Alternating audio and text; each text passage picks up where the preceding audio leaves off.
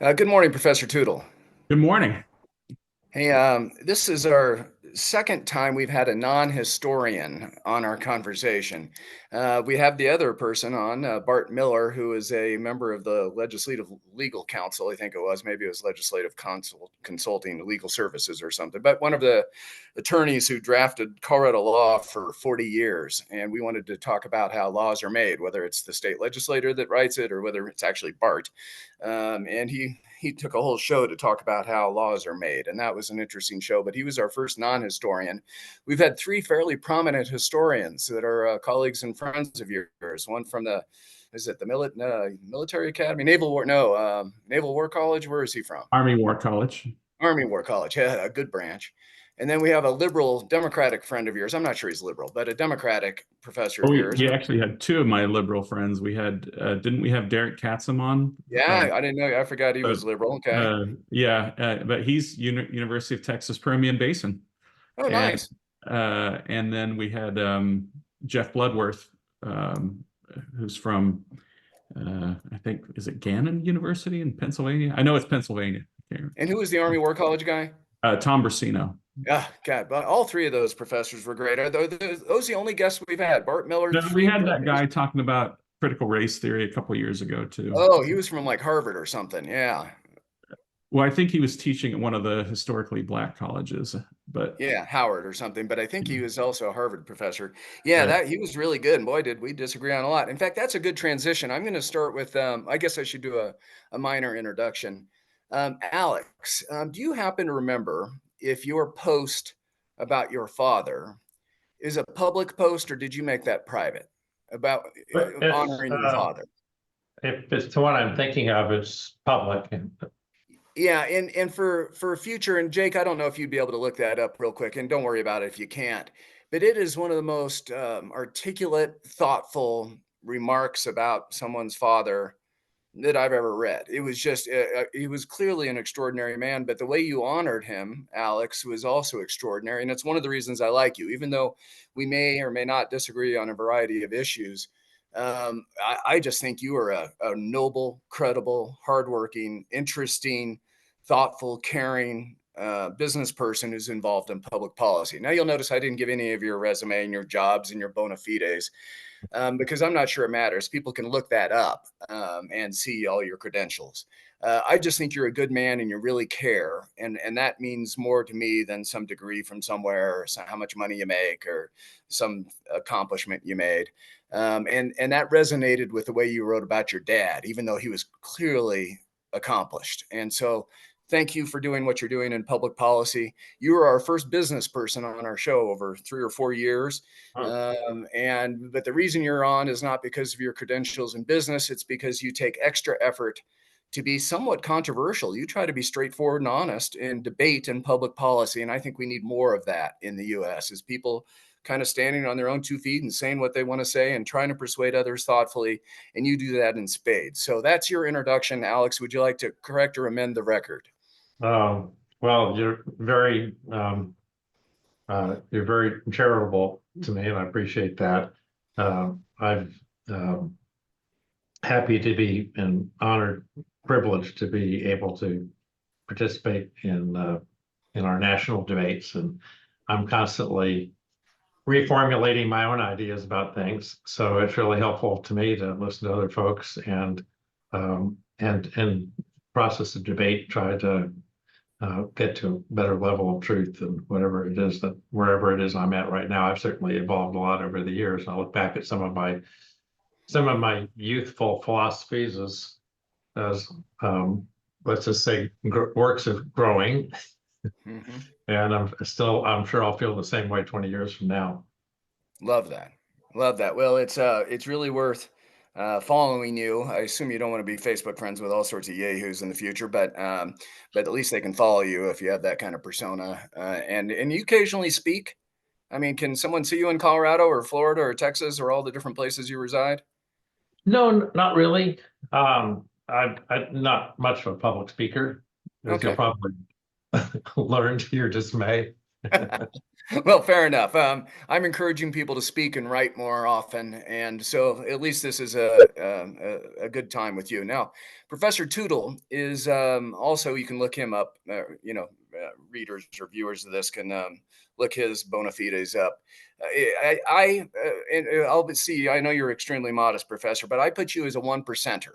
I don't think that's in wealth, but it could be.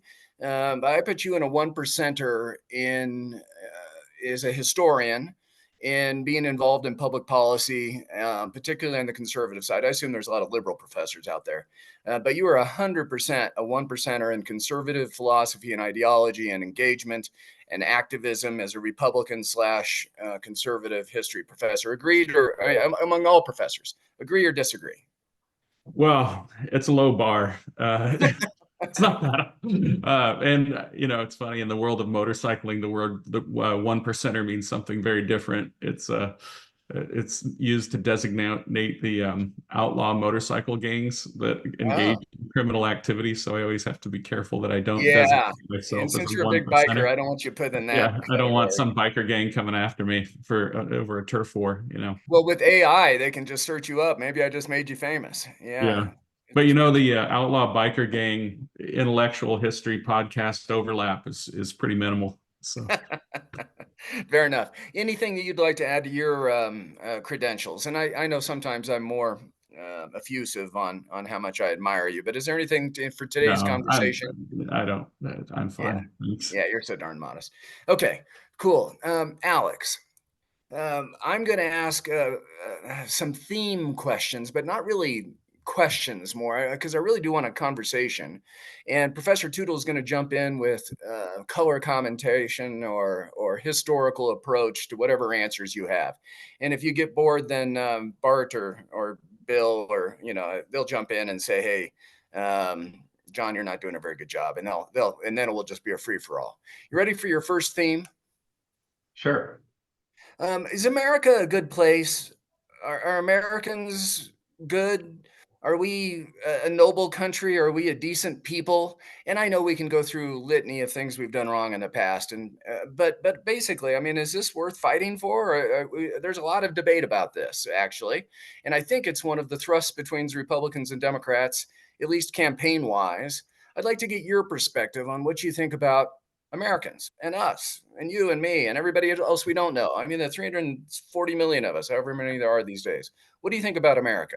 Well, certainly, I think that America is a fabulous country. It's got more achievements and created more good than any other country in history. It depends on how you define good. And I reject the idea, actually, that Republicans, Democrats disagree about that. Love Uh, that. Keep going.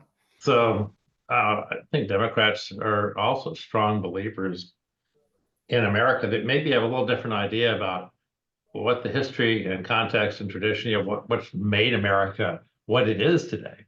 But it's and there is definitely, and there always has been, a conflict of visions for what America should be. But perhaps part of the reason why America is great is because we do have these conflicts. If we sit self-satisfied in a nice, cozy embryo somewhere, we're not going to grow. So that's just America's good, and almost all Americans believe we're good. Yeah, I mean, we all, as an entire nation, yes, I think our nation is a remarkable thing on the face of the earth, that to become so influential, so prosperous, so admired, so capable of providing upward mobility to so many, while at the same time being able to resist, at least until recently, some of the sort of imperialistic tendency that has tended to tempt every other great history in every other great nation in the world. I guess I should pause now just to make sure I don't forget what you're implying, because I'm not positive that was one of my questions. Until recently, resist imperialistic tendencies. What do you mean by Yeah. that? The imperialism that is not a territorial imperialism necessarily that the U.S. is engaged in, but more of a cultural imperialism. You A don't think view Hollywood that took over the world 80 years ago already. That's not a new trend. Well, that the rest of the world should be made in our image. Okay, interesting. And I think it is imperialism, which has tended to bring great countries down historically. And let's just, or at least maybe some kind of an excess imperialism. There's a difference between influence and imperialism. And we set ourselves up as a city on the hill, the shining city on the hill, Thank you, President Reagan. to be emulated. That's a very different kind of an influence than when we go in and we tell people exactly what they ought to think about various different social issues, for example. Wow, fascinating. I'm glad I interrupted. Professor, do you have a color commentation or commentary already, or you want to be patient? Well, at first I thought I disagreed, but then he kept talking, and Agreed. and so maybe I should always let him finish his thoughts before I jump in. No, I guess I'd have a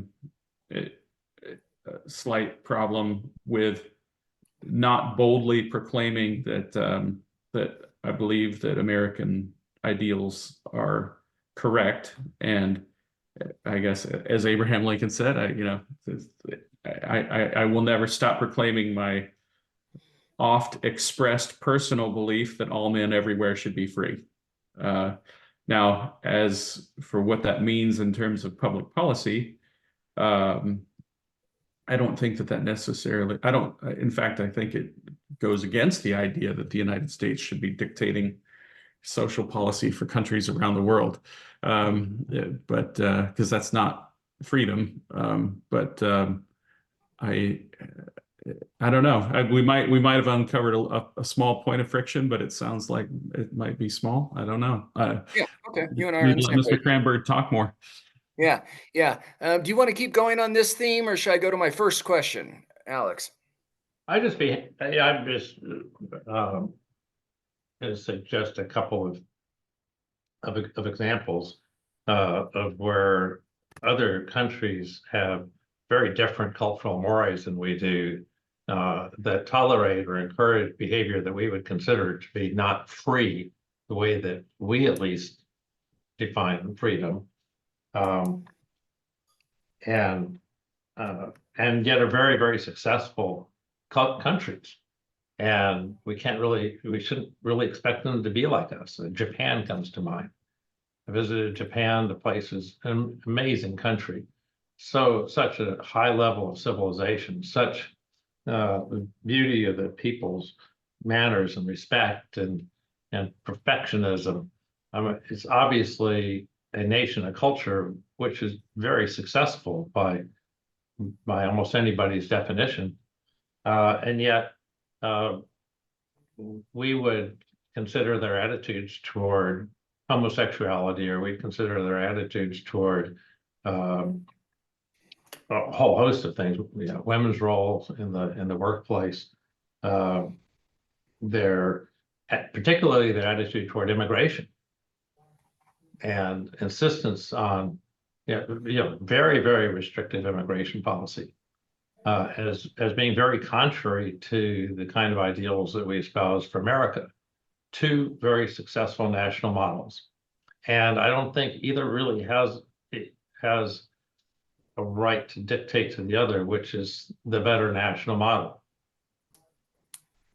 You would include China, Russia, some other authoritarian countries within that same grouping, or no? No, not necessarily. I'm not sure that people would consider Russia to be all that successful a nation. Fair enough. Yeah. But I'd also so there take some indigenous peoples in Papua New Guinea. I mean, we don't. In fact, anybody that tries to tamper with their culture gets accused of interfering with an endangered species almost. We accept that whatever they have organically been able to create over the millennia.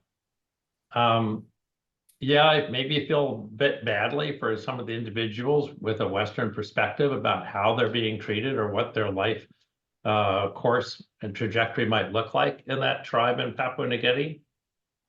but at least perhaps because they're kind of, it hasn't really been since the Christian missionaries that anybody decided, okay, we really got to go in there and change them. Why is that? Well, there is some respect for something that's quite different, even for behavior that Lincoln would have found objectionable.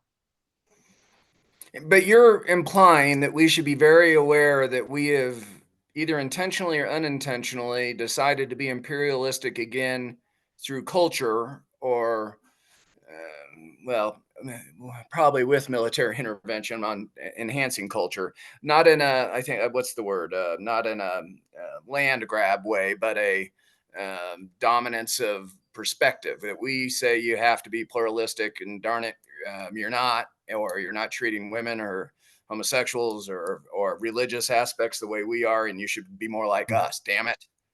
Well, old school is land grab, that's Russia. New school is brain grab, that's us. And you think the current dynamic in the world is about that? We're talking foreign policy for a second. No, I think, well, yeah, I think there's two pieces obviously that either conflict or conjoin.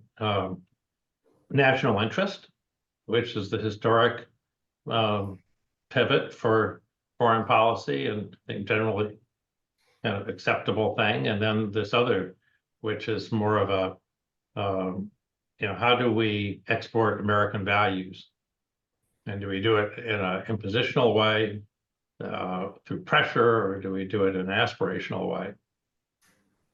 And so the two gentlemen behind you, President Reagan and President Bush, which camp do you put them in? I would put both. I would put both of those in the aspirational category more than the impositional.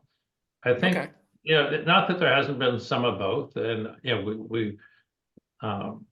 and there's a bit of a gray area between what's in our what is advocacy in our national interest, and what is advocacy whose purpose is to change other countries to be more like us. I think that though obviously what Bush did in Iraq was, and subsequently, his son did in Iraq was, we look back at now as it probably been a pretty big mistake. We should have kept him from literally taking Saudi Arabia, but that didn't mean we had to decide that we were going to try to find kind of North Dakota on the in the Middle East by saying, okay, now this is going to be just like us. And I think that it starts sometimes these things start out as national interest or national defense, and they then decide, when we're going to try to make this country into something different, what should it look like? It ought to look something more like ourselves. MacArthur is very brilliant to figure out a way of running Japan, but respecting what Japan was, keeping the emperor in place, and respecting the traditions and culture of the country. Okay. Slight interruption. You consider yourself a conservative, correct? Right. Are you still a Republican, or did you become a Republican, or you always been a Republican? No, I switched to the Republican Party in my 20s. Okay. I was Yeah, that's all.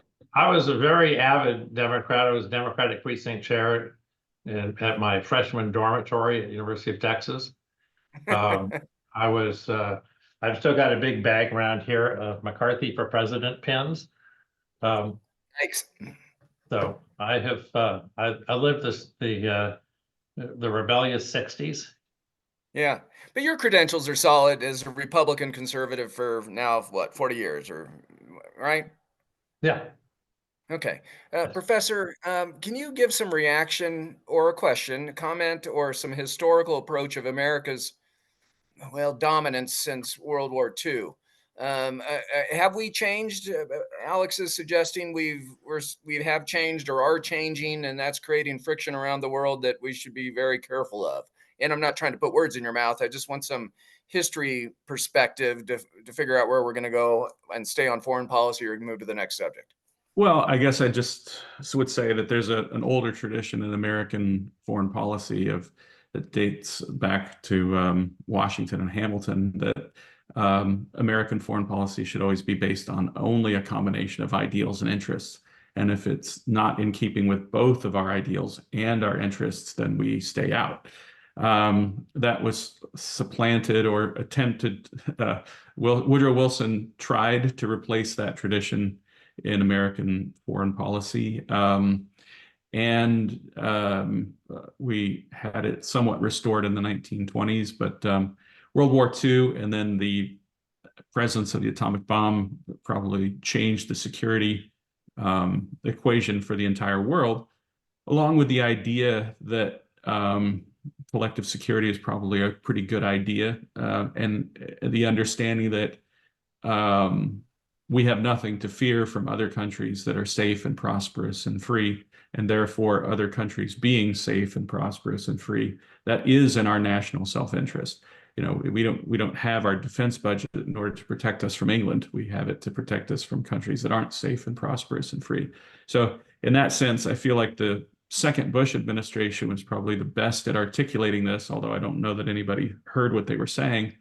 But the argument that they were making, I felt like, was a return to a pre-Wilsonian American foreign policy, where we understand that what we want is a foreign policy built out of ideals and interests, but understanding that it is in our interest to remove security threats and promote free institutions and peace around the world. So I don't know if that means that I see the world slightly differently than Mr. Cranberg, but I think to anyone who's not in this world, it might sound like we agree profoundly, or that we're saying the same thing in different ways.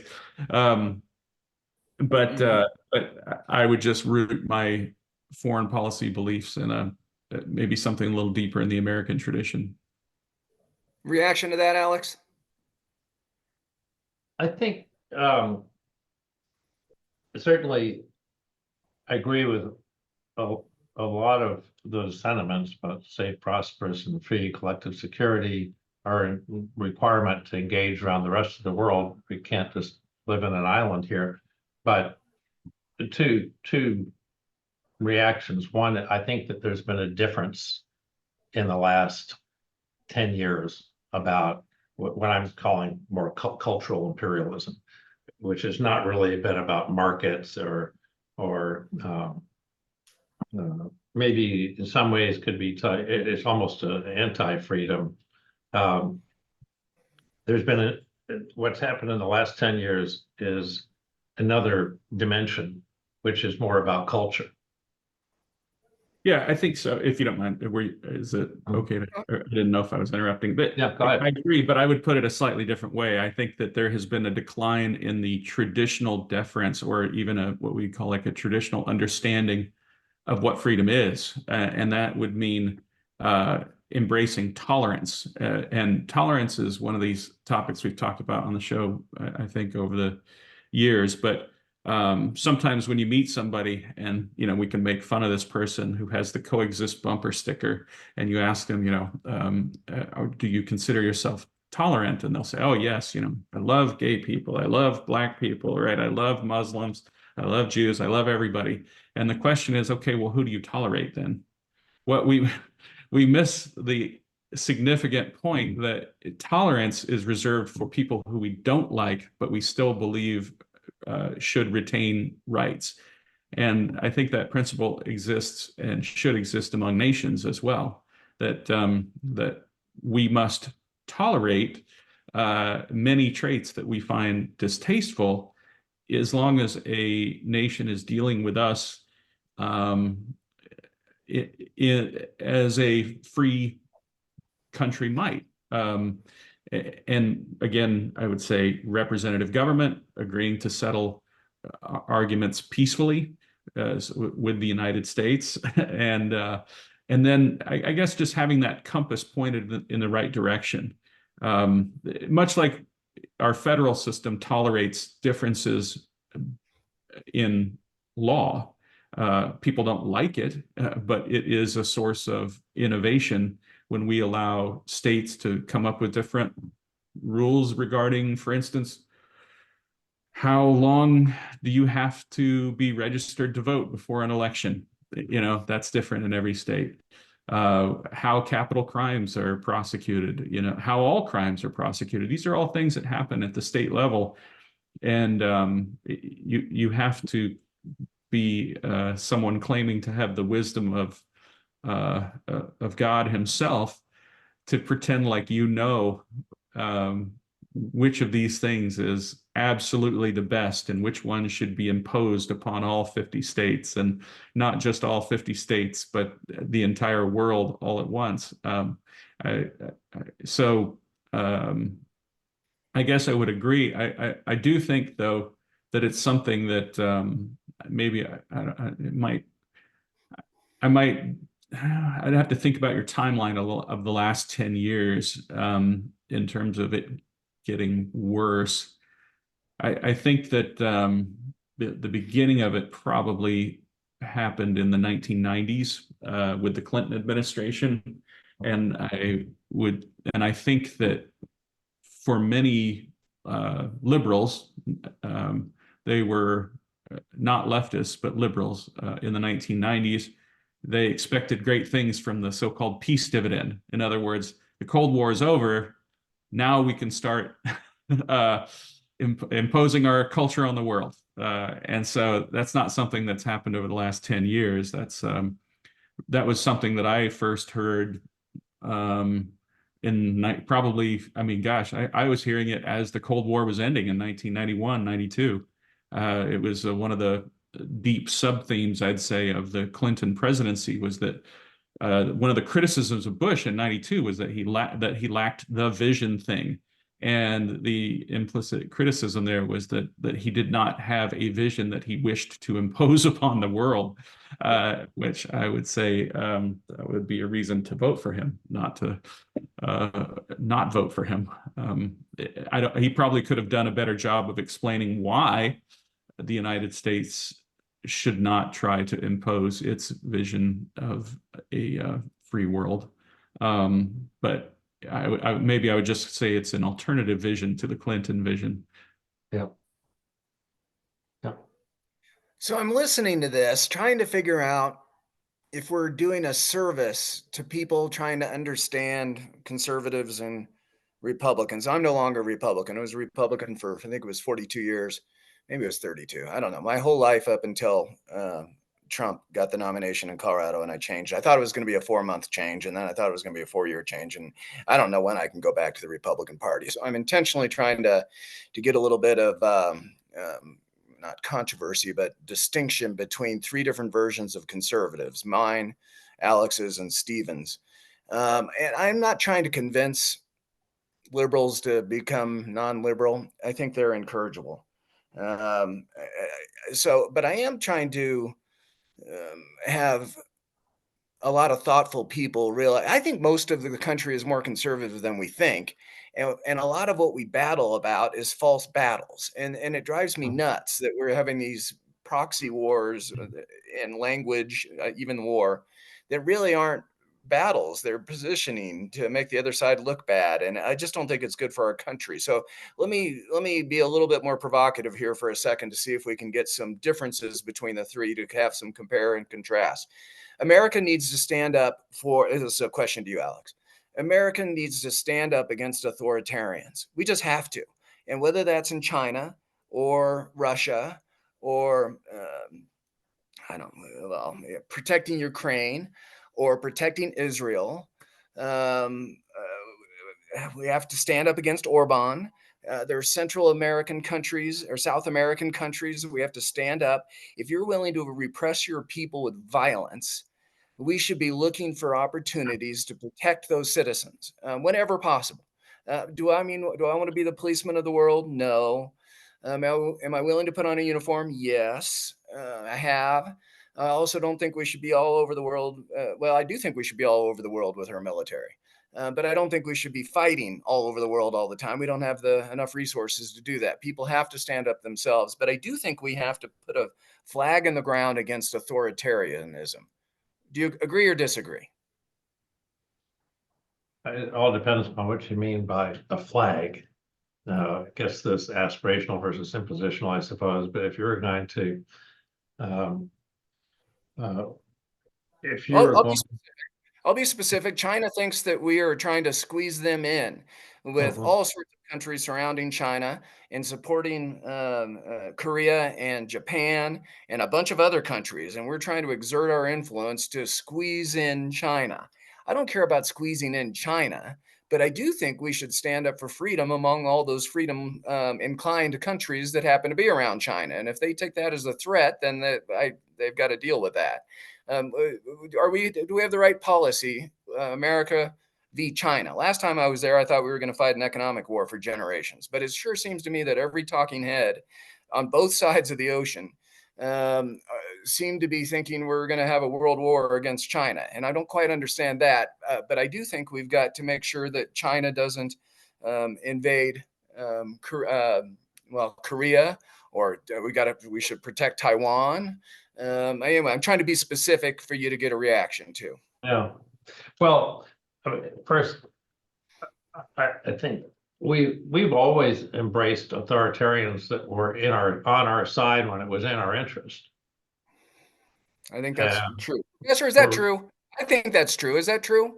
I mean, That we have always, say it again, that we have I always, said we have always embraced authoritarians that are on our side when it's in our interest to do so. We might sometimes hold our nose, but we do that. Unfortunately, I think that's true. Correct us, Professor. um, I guess it would depend on how you define the word interests, because we certainly made decisions that were contrary to, for instance, the interests of powerful constituents in the United States, or financial interests in the United States. Um, you know, Nationalization of the Suez Canal, for instance. If you were just looking at the financial interests of the United States or what our allies wanted us to do, we would have opposed that. But if you say no, we're standing up for the idea that nations have the autonomy to nationalize any resources they want. I guess it just depends on what you consider your national interest. But I would just worry about some listener hearing that and believing that somehow whatever makes us more money is in the short term is somehow in our best interest. And I guess I reject that notion. The United States does No, things I certainly didn't mean to imply that. I yeah, was I just actually would thinking worry much about more. someone hearing this. Yeah, I hear you. No, I'm my national interest here. I'm really thinking more along the lines of national security interest.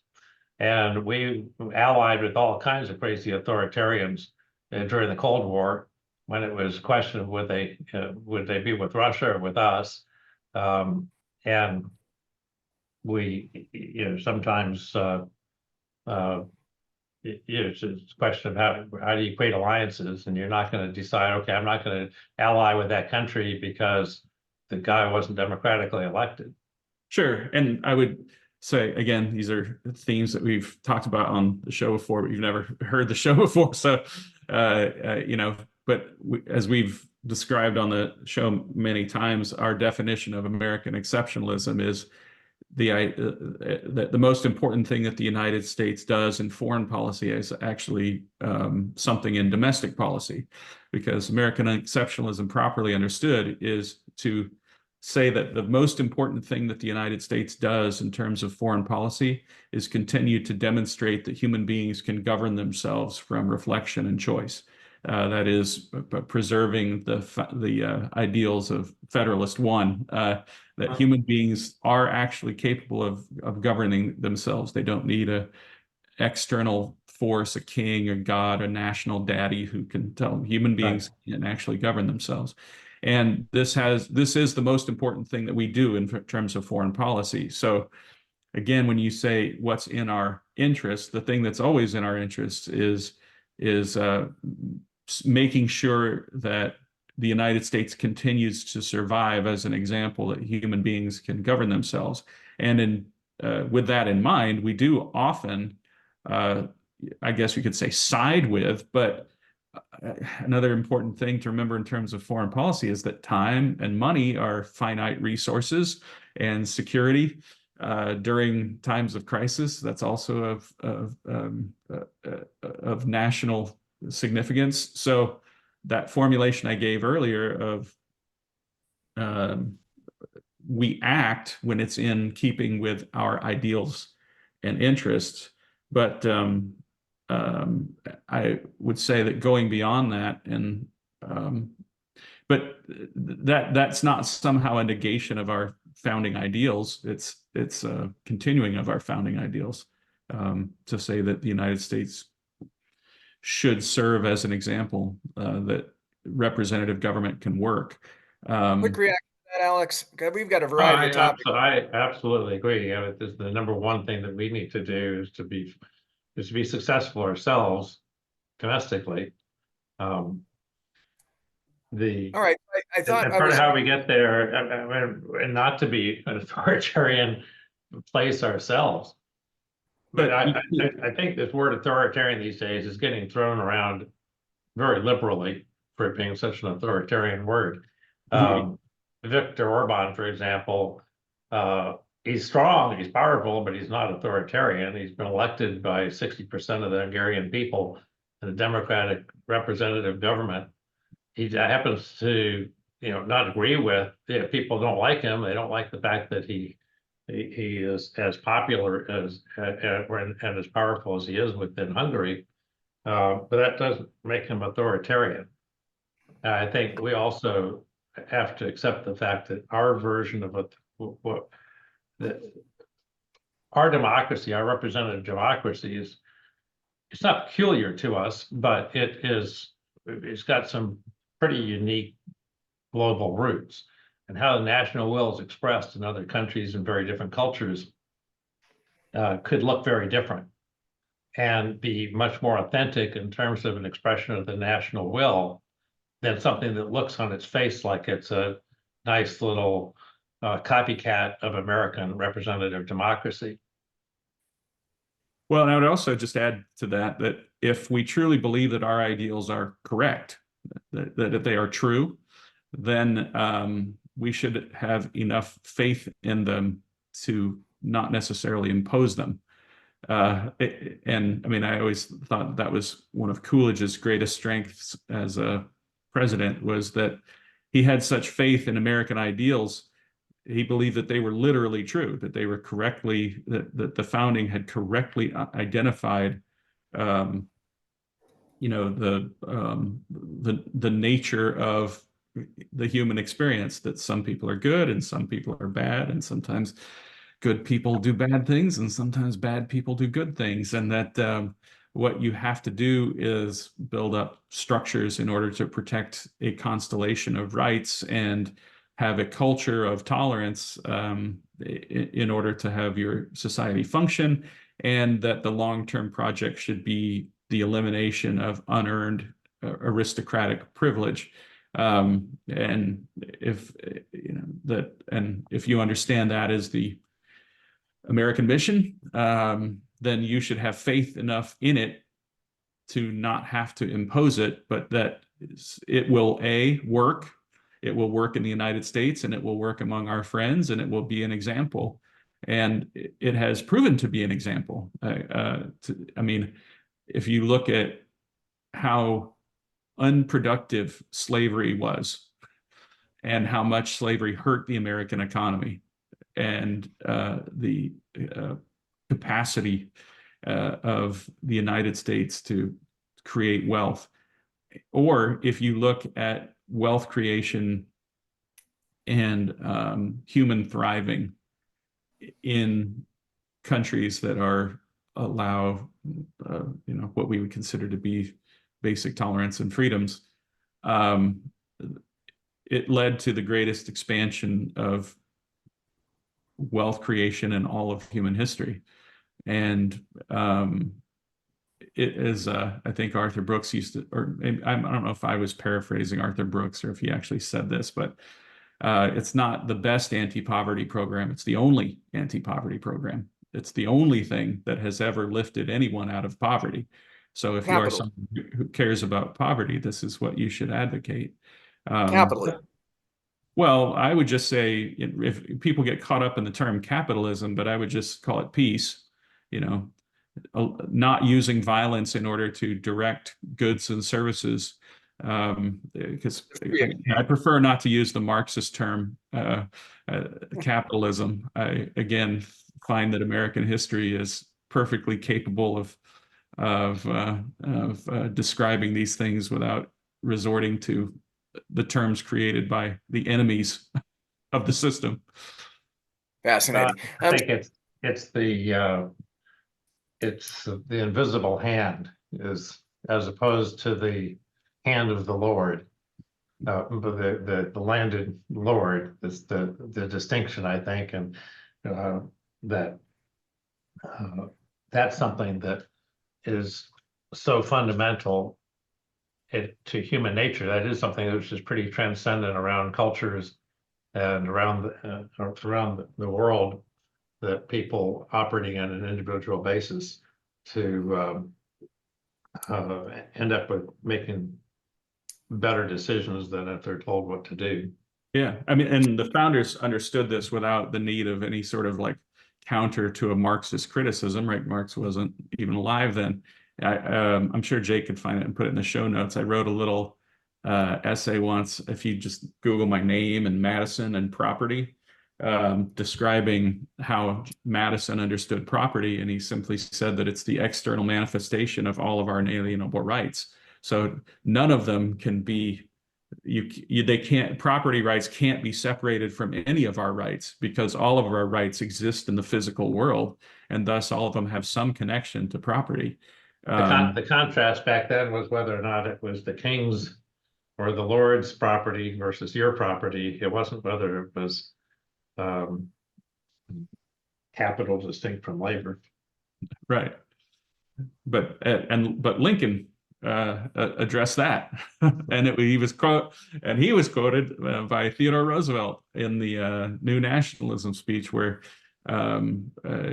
Lincoln's well, TR quotes Lincoln as saying, you know, what is it? Let not him who is houseless tear down the house of another, rather let him build one for himself, so that both shall be free from violence when built. Something along those lines.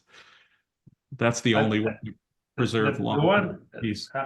I keep coming back, though, to the culture having a value separate and apart from all the kind of the dollars and the cents and the property rights and the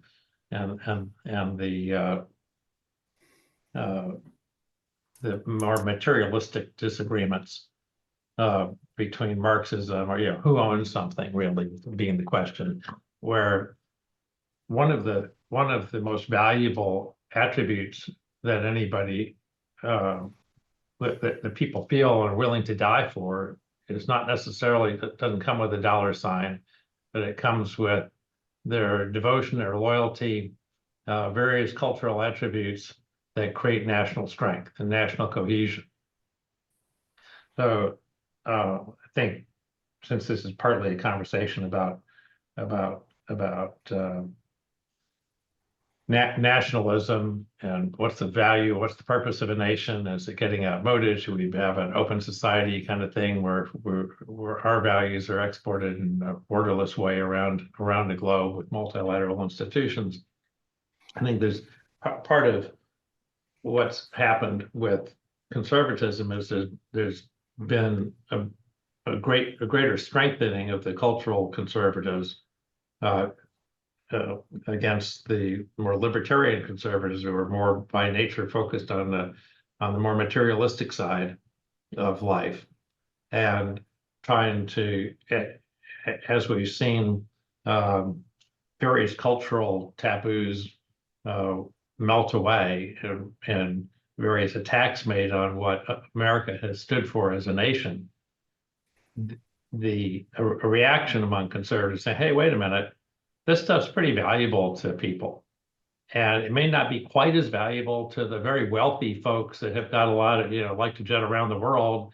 But particularly to ordinary blue collar, hardworking Americans that live, from day to day, they still have, you might even think their national patrimony is more valuable to them because they have less of all this material patrimony.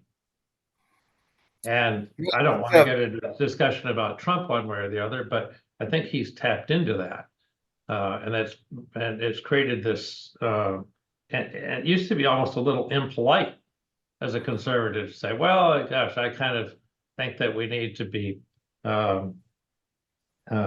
we need to celebrate family or faith, nation, patriotism, and traditional values. So the meaning of gender, that the role of men and women in society. These have up until, I suppose I hate to use that 10-year time period, but it does seem like about say in the last 10 years that there's been much more of what the left likes to call culture war, or accusations of conservatives being culture warriors. Of course, as a conservative, you look at it and say, well, gosh, we're kind of conservative. We don't actually want to do battle on any of these things. It's the other side that has been conducting aggressive cultural war. And we've been in a rearguard action for some years. And now we're finally saying, okay, enough is enough. We want to stand up for some traditional cultural values that we think have been a just as important part of making America strong and cohesive as these and the freedom and market private property rights issues, which are also very important. So, Alex, you just made my job as a facilitator incredibly difficult because you threw out about 6 or 7 different Sorry major about themes that. and how to even go down one of those paths with a half hour remaining. So, a self-critique real quick, and I'm going to ask for both of your indulgences. Professor Tootle is right. I usually have 4 to 6 main themes of a conversation, and we only get to 2 to 4 of them. But we're only, except for your last premise, we've only really chatted about one of my 6, and we didn't even get there because I think we should be protecting Ukraine in a stronger, more bold way than we have been. And only half the Republican Party apparently agrees with that. So there's clearly been some kind of change within the conservative movement. It's so astounding to me that it's unfathomable to me that half of Congress wouldn't want to fully fund Ukraine. I'd like to do more, and we should have been doing more. And that's the traditional posture of Reagan and Bush behind you. Can you give a gut reaction on Ukraine, and then we'll move to the next topic? I could only try to explain why I think there's a split in the Republican Party, which it's a historic thing. Obviously, America's always had isolationist tendencies, and up until America itself is intricately and intimately challenged, the Pearl Harbor kind of a situation, it's been very loath to go fight European or Asian battles. As Stephen has indicated, things have changed a lot since 1945 and the atomic bomb and collective advent of different understanding of what collective security means. But I think those roots they're not oddball. It's pretty it's pretty understandable and almost oddball if there was a universal acclamation that we all needed to go in there and do this. Wait, for the I think last 25 years of the Republican Party, you think that's oddball? You don't think our strong alliance and protection and founding of NATO, and I mean, I'm not talking so much about the decision makers of the Republican Party as I am the underlying ethic of Republicans, and for that matter, many Democrats. I mean, yeah, we went over there because we were going to protect democracy in Vietnam, and that was a democratic war. And so this is right, I don't think it's a Republican Democrat thing. I think there's a tendency in both parties to want to be more internationalist or less internationalist and have a stronger point of view about how much we can accomplish or not accomplish, both for other people and for ourselves. And people who are understandably more cynical about that, given our many failures in trying to help other countries, be it Afghanistan or Iraq, or et cetera, there eventually gets to be a certain amount of conflict fatigue over that. I personally am very, very sympathetic with the Ukrainians. We have we hope to have a business over there. I've got an office in Kyiv. We've got Ukrainian employees. And I obviously deeply want to see them succeed against this this aggression. It's also a country which has had great struggles with being able to be an effective representative democracy, and it's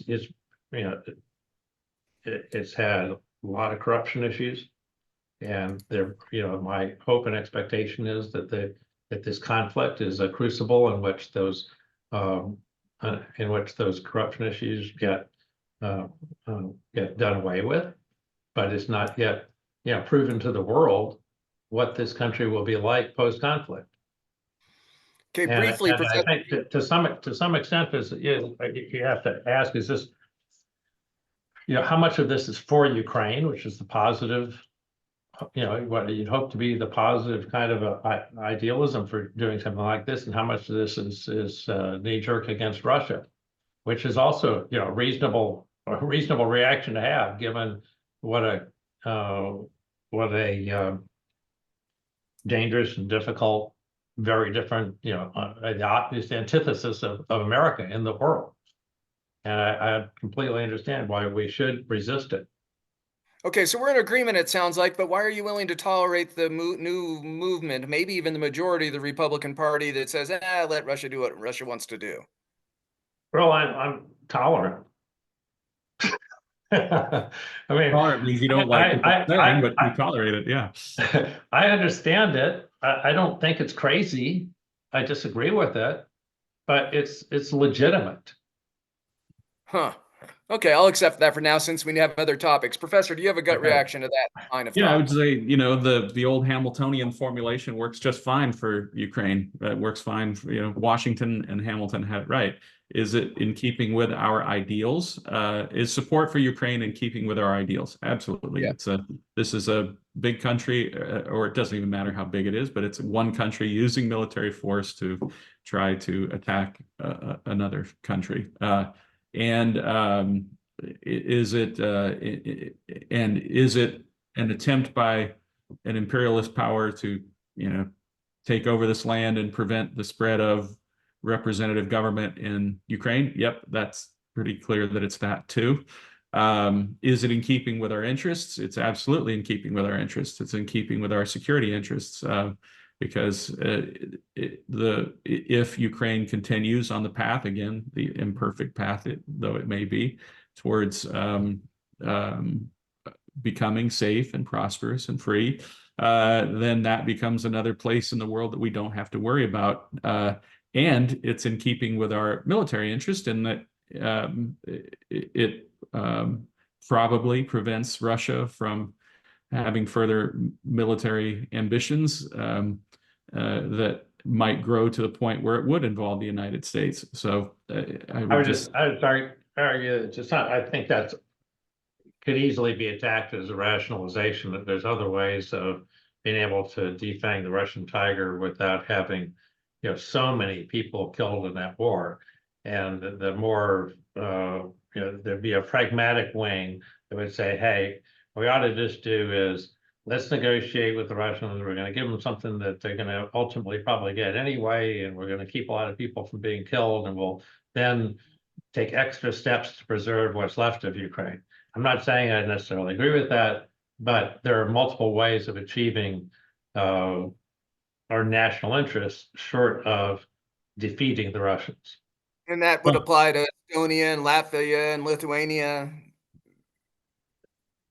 No, because I mean, part of what you would hope to do is better protect Estonia, the Baltic states, because of whatever agreements you make when you do a resolution or negotiation with the Russians. Yeah, I'm not arguing for one side or the other. I'm just saying it's not an obvious calculation that the that the goals that Stevens outlined are in fact satisfied only through this one mechanism or one outcome, which is, fight to the max. Quick reaction, Professor. We'll go to the next topic. I would just say that I reserve agreements to countries that keep agreements. And Okay, I guess that leaves out the United States. Right, because I would say if if our foreign policy can involve magic wands and time machines, we should have kept the original agreement that we had to protect Ukraine from the original Russian incursion.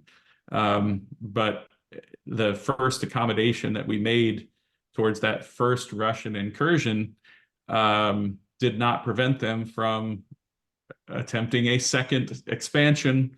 In other words, we tried to draw a line around Russia and deal with them. In other words, I would just say we already tried this once. We tried to accommodate their annexation of Crimea and say, okay, well, now you can't go any further. And we're going to try to accommodate your demands, and we'll deal with you as if you're a normal country. But clearly that did not stop Putin's desires to expand. It probably encouraged it. So I would just state, deal with countries as they are, and with leaders, especially somebody like Putin, that he's kind of already demonstrated who he is. So I'm hesitant. We only have 15 minutes left of our conversation, and I'm sure Bill would like to ask a question, maybe Bart as well. I'm hesitant to even bring up the last foreign policy question I had because it's so broad in context, but I'm going to anyway, because I think Republicans or conservatives are mostly united over this, and the Democratic Party is split on this one. The atrocities of October 7th, the terrorist/war atrocities October 7th in Israel, and the Israeli response in the Gaza Strip. Can you give it seems to be that although unpleasant war or horrible war, it seems to me that we have a fairly rational policy right now of America, even though it seems to be hated on college campuses. That's my perspective. Is it's horrible, but it is what it is. Gosh, that sounds horrible. Can you give some instinct? Is there a conservative philosophy regarding Israel that we should be aware of? Do the three of us agree, or are there major differences between conservatives on what's going on in Israel and the Middle East? A quick reaction, and then we'll go to the next topic. Alex, You always find some internecine warfare on almost any topic, but I think there is a pretty solid, consistent support for Israel here. And an understanding that Hamas must simply be defeated. This isn't, I distinguish this in that sense from there being more of a division relative to this question about Russia versus Ukraine. Fundamentally, it's an attack on Western civilization. And our roots, both as a nation, come from this Judeo-Christian background that is sourced and inspired from Israel. I think the hostility toward Israel it's somewhat unexpected hostility among toward Israel on the left. It's not just from kind of Palestinian immigrants and instigators from the Middle East. But there does seem to be some fundamental cultural conflict that is different than where you got two very similar cultures in Ukraine and Russia. This is truly the West versus I don't know if you'd really call it the East, but it's Islam.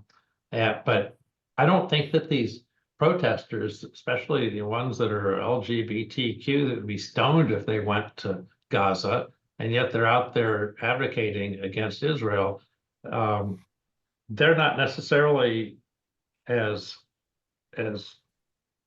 energized, I don't think, by Hamas, by being pro Hamas, as much as they dislike the idea that a Western country uh, could be religious, faith-based, and um, and kind of like us.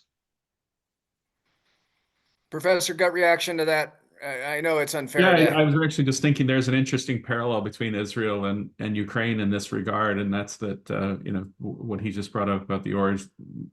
Many of the origins of Western civilization are in the Mediterranean and in Israel, but also the origin of the English language and the culture that is bound together by places that speak some version of the English language comes from Ukraine. So if you're willing to go back thousands and thousands of years, both places represent an attack on an area that are areas that are the origins of the West. I don't know. I was just thinking about that as an interesting parallel that I hadn't considered until just now. Okay, so we have 10 minutes left, and I'm making an executive decision that we really need to have another conversation, Alex, because I didn't get to 5 other topics. But there's one topic that I do want to broach, and the more interesting topic I think is actually the cultural wars or social. But we're not going to talk about abortion and gays and trans and stuff today. We just don't have any time. So if we want to talk about that in the future, terrific. I did want to talk about immigration. I don't usually reveal my stuff. I'd like to talk about race and education, and I did want to talk about Trump because it's the split in the party it's been clear. There's people like me that went away 10 years ago, and I ain't ever coming back. With anybody like Trump, Trump acolytes, I'm sorry, I'm not an anti-Trumper. I'm a pro-American. And I think they're just incompatible. So I wanted to talk about that because clearly you and I disagree about that. I don't know about Professor Tootle because he's still a Republican. But I don't want to even be a Republican because of it. I feel so adamant about authoritarian anti-rule of law stuff. But we're not going to talk about that. We're going to talk about climate change for the remaining few minutes. I know, an easy topic. I think we're in a false war, and I think the oil and gas industry is making a strategic mistake by not understanding how concerned people are about global warming, or we don't call it that anymore, but climate change. I think the greater mistake is my liberal friends who just think we can all go to electric cars somehow, and then the world's a better place. I think for some reason we're taking our intellectual abilities off the table. The cost benefit analysis, the pro con, the weighing of different competing interests. You're either drill baby drill, or you're evil and you're killing our planet. So I think we should do all the above, renewable and nuclear and fossil fuels. I want to maintain our quality of life and our um, our level of wealth in the United States and the world, and we're having these false battles. There's got to be a better way that conservatives can put forth than just saying liberals are stupid.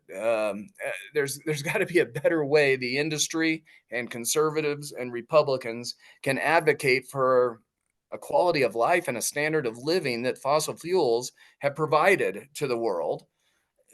And there's some consequences to that. So let's work through those consequences.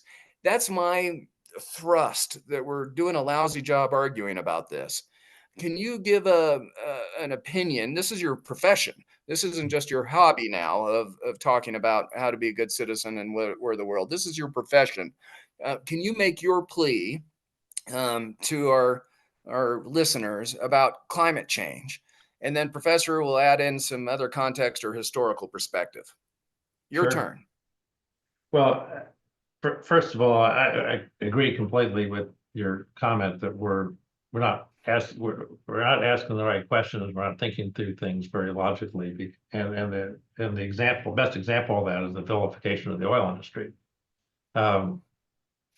We could stop drilling completely, and all it would do is shift, production and resources to the OPEC countries.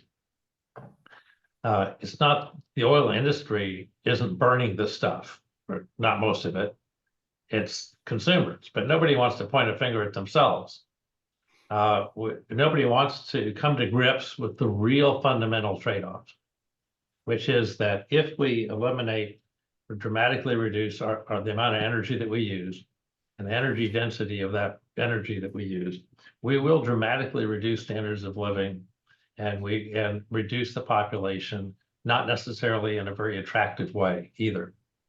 But we might make the climate, we would reduce CO2 emissions, and that would have some effects on the climate for sure. It may not all be beneficial effects on the climate if that were to happen, but there would certainly be impacts on the climate.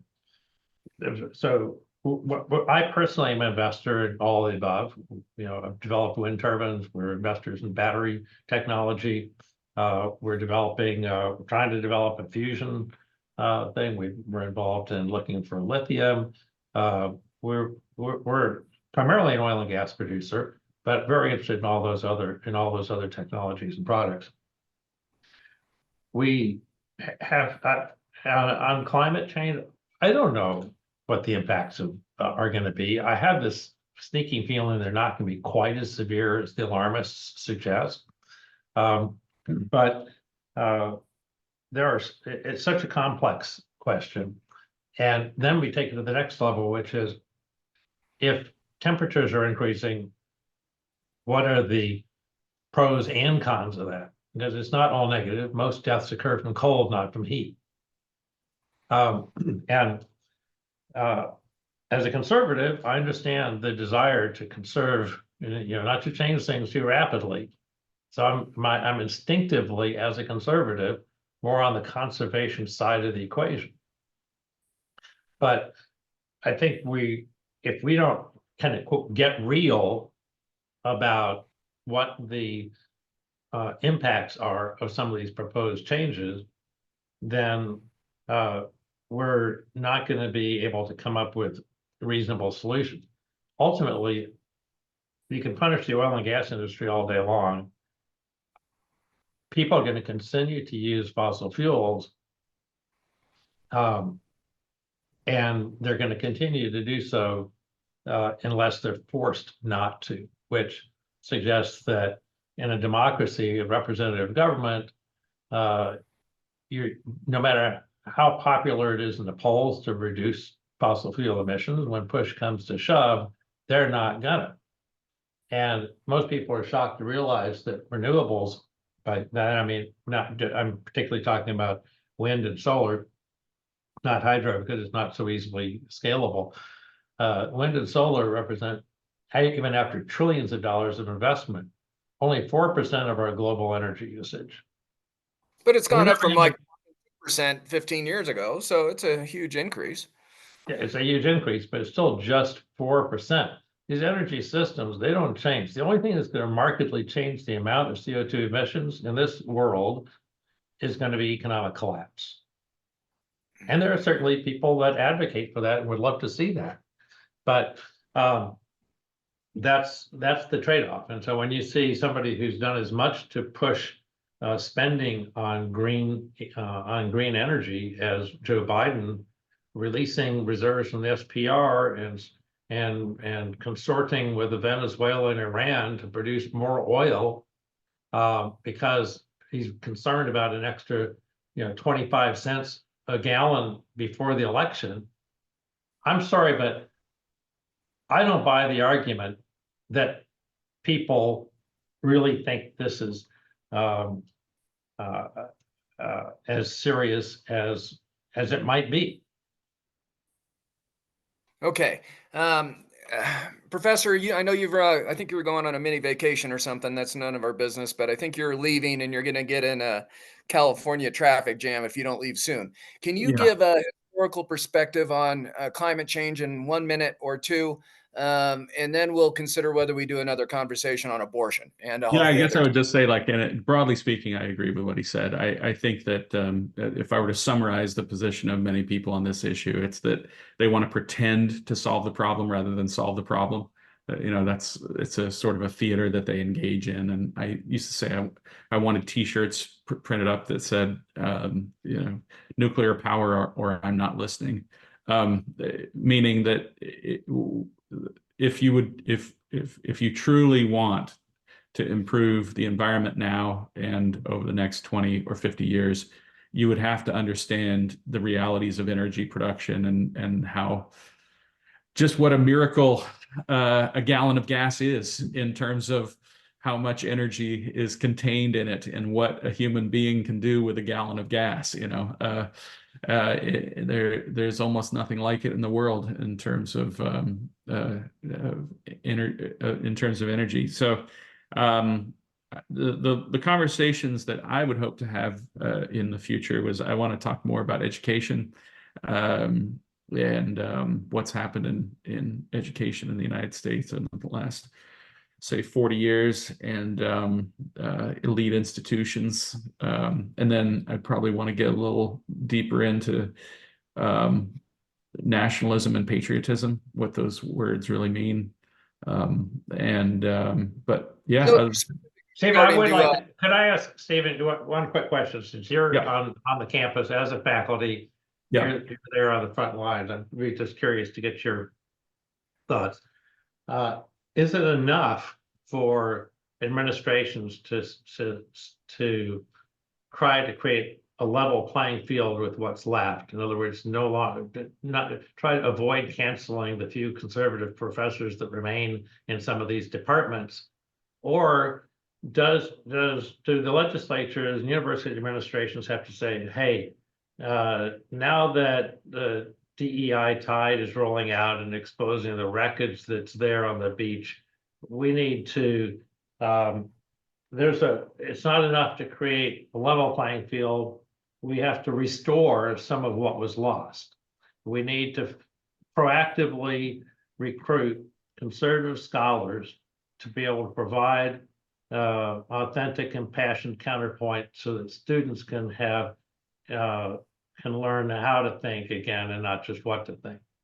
1 minute or less on your way, Right, Stephen. yeah, I would say first it's restore the liberals too, because I mean, over the last 10 years, all the liberals been tossed out of higher ed as well. There are entire disciplines with no liberals in them.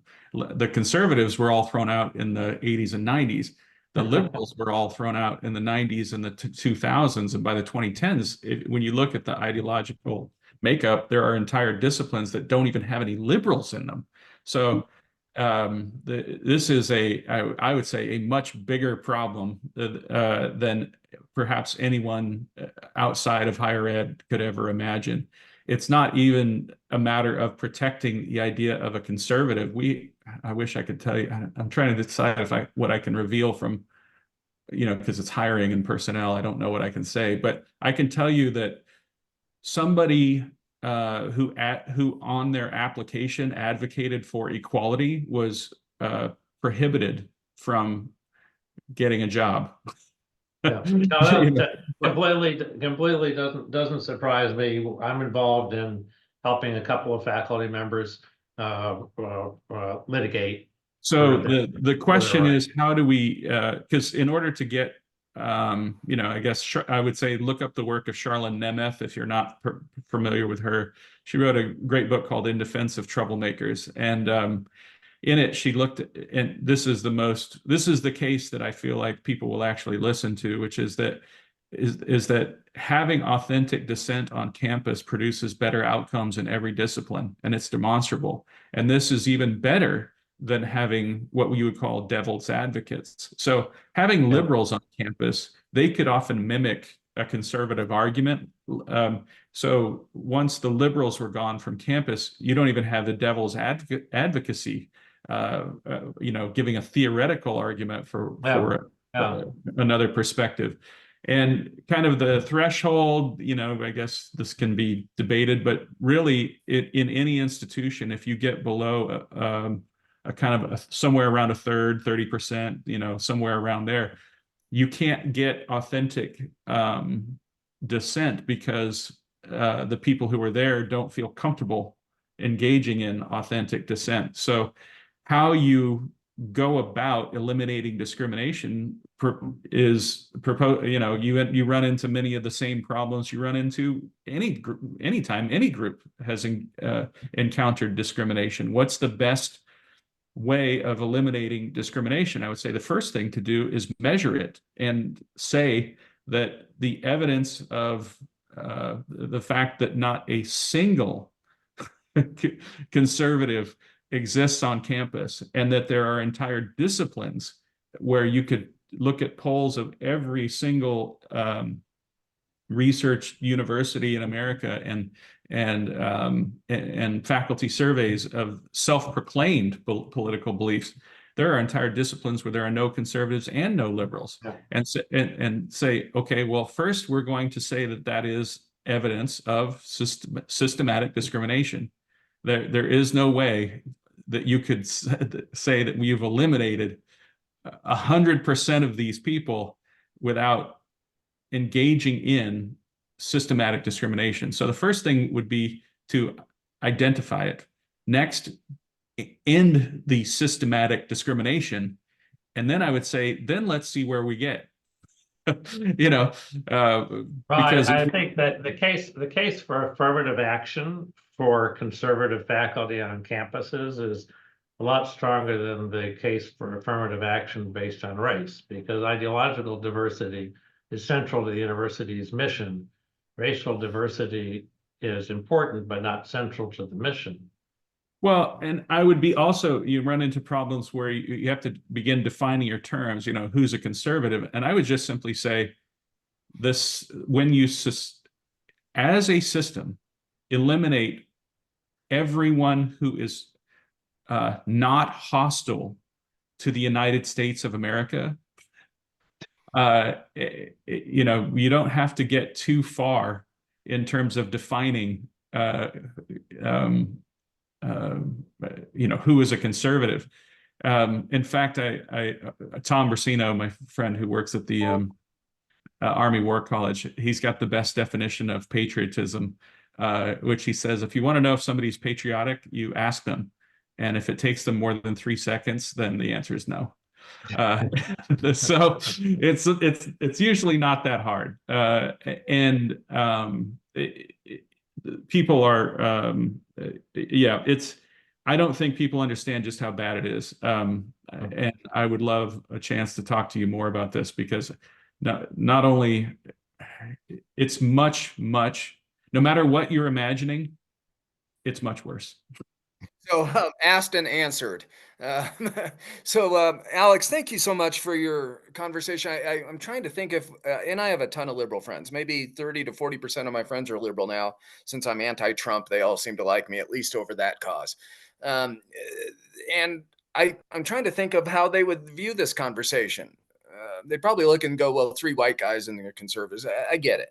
But I think I've teased you enough that a second conversation is important, or are you too busy? And I realize you're busy. I enjoy it. It's very stimulating, and I really enjoy the conversations with you guys. Cool. Well, thank you for your time today. We got to get Professor on vacation. You got to get back to work. We'll arrange time 2. Commissioner Jerky, you'll get one of the first questions next time. Sorry not to get to you today. Thank you for your time. You're kind, Bill. All right, everyone, goodbye. You did excellent today, Alex. Thank you, Professor. Appreciate you. Thank you, guys. Bye. Thanks, everybody.